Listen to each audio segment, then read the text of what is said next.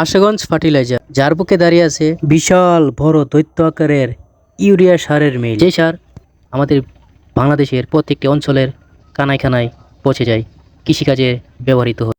তো আজকে আমি এসেছি আশুগঞ্জ সার কারখানায়। আশুগঞ্জ ফার্টিলাইজারের সার কারখানা এটি বাংলাদেশের অন্যতম গুরুত্বপূর্ণ সার উৎপাদন কেন্দ্র।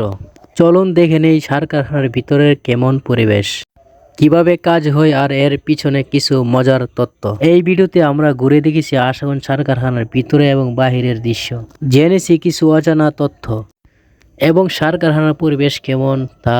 এটি একটি রাষ্ট্রীয় শিল্প প্রতিষ্ঠান যা বাংলাদেশের কৃষিতে বিশাল ভূমিকা রাখে। এছাড়া আশুগঞ্জ সার কারখানায় শত শত শ্রমিক এবং ইঞ্জিনিয়াররা কাজ করেন। স্থানীয় লোকজন এখানে অনেকেই চাকরি পান, ফলে আশেপাশের অর্থনীতি উন্নয়ন হয়। আবার এই সার কারখানায় শুধু সার উৎপাদনের জায়গা নয়, এটি দেশের কৃষি ও অর্থনীতি অন্যান্য গুরুত্বপূর্ণ অংশ। 1981 সালে শুরু হওয়া এই প্রতিষ্ঠান আজও দেশের কৃষকদের ইউরিয়া সার সরবরাহ করা হচ্ছে। তো আজকের ভিডিওটি কেমন লাগলো, অবশ্যই ভালো লাগলে ভিডিওটি শেয়ার করে আপনার বন্ধুদেরকে দেখার সুযোগ করে দিবেন। তো সবাই ভালো থাকবেন, সুস্থ থাকবেন, সবার জন্য দোয়া রইল। আল্লাহ হাফেজ।